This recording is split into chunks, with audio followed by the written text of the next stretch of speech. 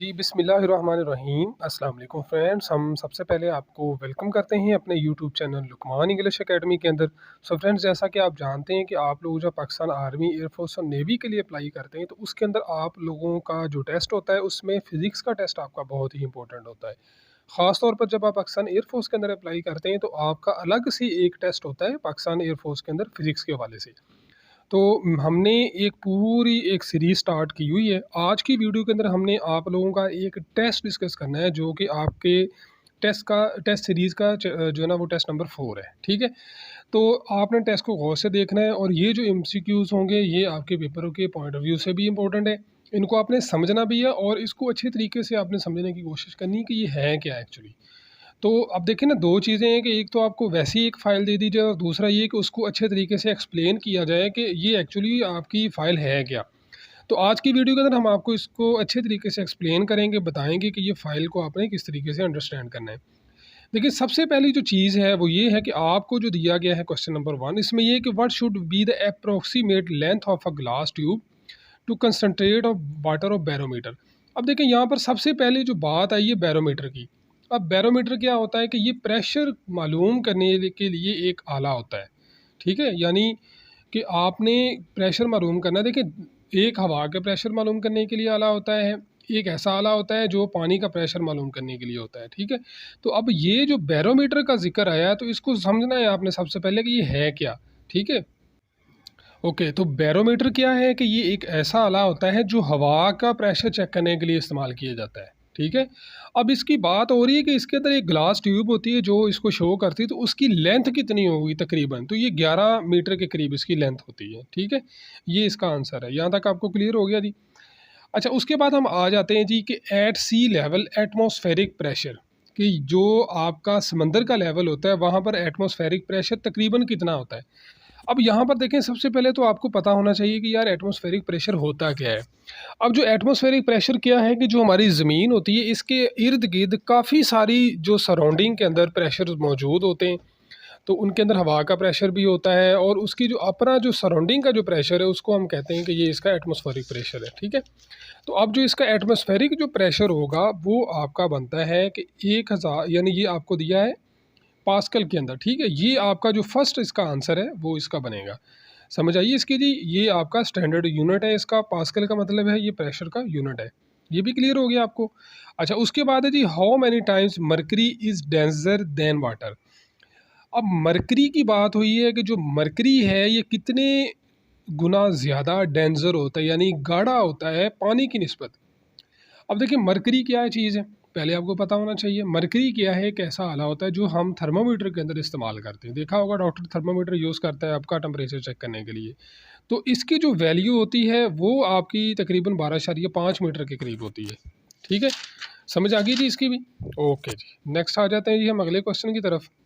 अच्छा, उसके बाद है जी प्लाज्मा इज़ एग्जिस्ट। अब सबसे पहले तो प्लाज्मा का आपको पता होना चाहिए यार प्लाज्मा होता क्या है। देखिए प्लाज्मा के बारे में मैंने आप लोगों को जो फाइल सेंड की थी जिसको मैंने आप लोगों को अच्छे तरीके से एक्सप्लेन किया था कि प्लाज्मा होता क्या है।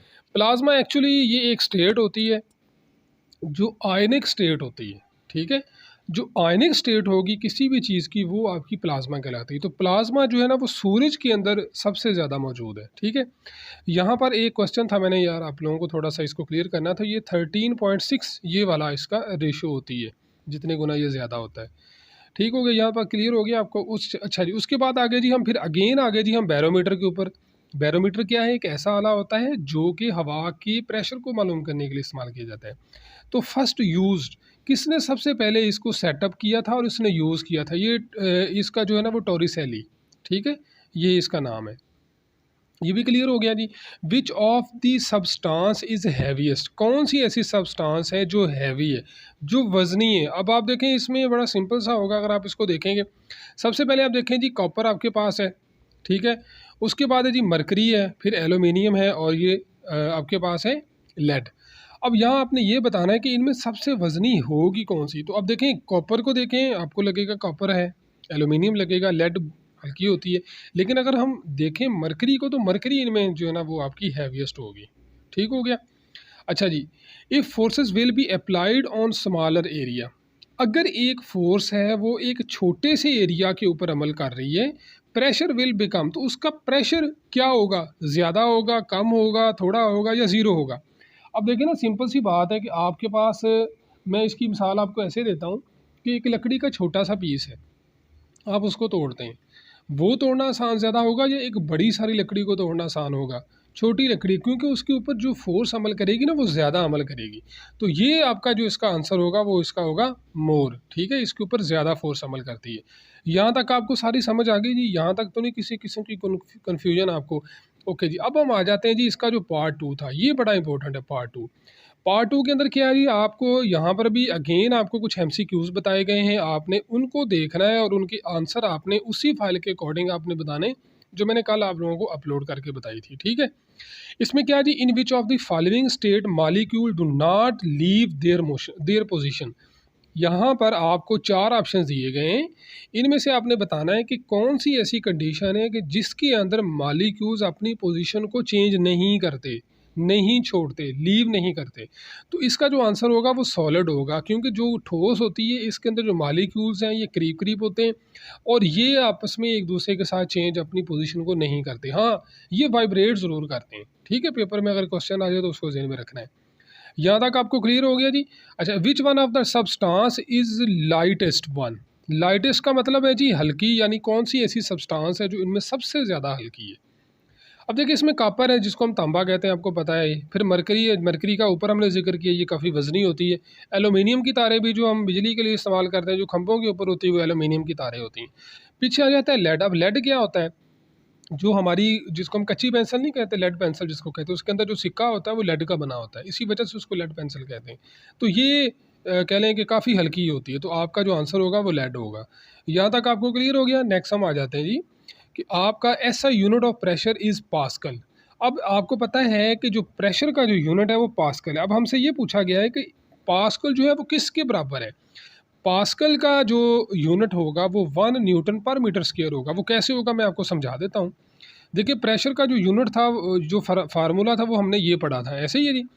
ये प्रेशर का फार्मूला है। अब फोर्स का यूनिट क्या होता है, न्यूटन, और एरिया का यूनिट क्या होता है, मीटर स्क्वायर, ठीक है। तो इसको हम क्या करेंगे, न्यूटन पर मीटर स्क्वायर ये आपका बन जाता है, ये ठीक है। यहाँ तक आपको क्लियर हो गया। तो उसके बाद नेक्स्ट क्वेश्चन की तरफ आ जाते हैं। ये तो आपका वही है जो आपने ऊपर पढ़ा था, इसकी लेंथ कितनी होगी वो आपने बतानी है। यहाँ तक आपको सारी चीज़ें क्लियर हो गई हैं। नेक्स्ट क्वेश्चन को ज़रा गौर से देखिएगा जी। According to Archimedes principle, Archimedes principle हमने एक पढ़ा था, अब thrust force is equal to. हाँ जी, अब थ्रस्ट फोर्स आ गई। कल मैंने आपको बताई भी थी वीडियो के अंदर, लेकिन मैं अगेन यहाँ पर आपको बता देता हूँ। अब थ्रस्ट फोर्स क्या होती है उसको आपने समझना है। पेपर के अंदर इसका क्वेश्चन का आंसर आपको ऑटोमेटिकली मिल जाएगा। देखें, आपके पास बर्फ़ का एक टुकड़ा है, आप जब उसको पानी के अंदर उसको फेंकते हैं, क्या होता है, जिसका जितना वज़न ज़्यादा होगा टुकड़े का, उतना ही ज़्यादा वो पानी को अपनी जगह से डिस्प्लेस करेगा, उसको अलहदा करेगा और उसके नीचे डिप कर जाएगा, ठीक है। जब वो नीचे डिप करेगा तो सबसे पहले उसने नीचे जाना है, फिर उसने ऊपर आना। वो जो ऊपर आने वाली फोर्स है उसको हम कहते हैं अब थ्रस्ट फोर्स, ठीक है। अब ये जो उसने एरिया को डिस्प्लेस किया है, जगह को छोड़ा है और जगह को छोड़ के अपनी जगह बना के नीचे गया है, वो अपने वेट के बराबर और डिस्प्लेसमेंट के इक्वल होता है, ठीक है। तो इसका जो पहला ही आंसर आपका होगा कि वेट ऑफ डिस्प्लेस्ड लिक्विड। अब वेट समझ आ गई, उसका वजन कितना होगा। डिस्प्लेस्ड लिक्विड का मतलब भी मैंने आपको समझा दिया। आप पानी के अंदर छलांग लगाते हैं तो आप देखते हैं कि पानी आगे पीछे होता है, ठीक है। अगर एक स्मार्ट लड़का पानी के अंदर छलांग लगा रहा है, खाले में, नहर में या स्विमिंग पूल में, तो पानी थोड़ा आगे पीछे होगा। और एक माशाल्लाह से हेल्दी जवान जब बंदा 60 किलोग्राम का या 100 किलोग्राम का बंदा जब उस पे छलांग लगाएगा तो आपको पता ही है पानी का क्या हशर नशर होगा, ठीक है। तो ये भी समझ आ गई आपको। अच्छा, उसके बाद हम आ जाते हैं जी, the density of substance can be found with the help of. अब डेंसिटी जो है वो हम, जो आपका आर्किमेडिस प्रिंसिपल है, इसके थ्रू हम किसी भी चीज़ की डेंसिटी फाइंड आउट कर सकते हैं। अच्छा, हाँ जी, यहाँ पर क्वेश्चन जो आ गया वो ये है कि अकॉर्डिंग टू हुक्स लॉ। अब हुक्स लॉ क्या होता है कि जो हमारे पास स्ट्रेस होती है, यानी स्ट्रेस जो है ये डायरेक्टली प्रोपोर्शनल होती है स्ट्रेन के, ठीक है। इसको जब हम सॉल्व करें, यानी stress is equal to constant और स्ट्रेन, ठीक है। अगर हम यहाँ से कांस्टेंट की वैल्यू निकालें तो क्या आ जाएगा जी, स्ट्रेस ओवर स्ट्रेन, ठीक है। तो जी आपका जो स्ट्रेस ओवर स्ट्रेन है ये आपका आंसर होगा। ये जो मैंने चीज़ समझाई है ये एक्चुअली इसका फार्मूला है इसकी डेफिनेशन के अकॉर्डिंग। सो आई होप आपको यहाँ तक समझ आ गई होगी। समझ आ गई है तो वीडियो को लाइक करें, चैनल को सब्सक्राइब नहीं किया तो चैनल को सब्सक्राइब करें। मिलते हैं नेक्स्ट वीडियो में, तब तक के लिए अल्लाह हाफिज़, अस्सलाम वालेकुम।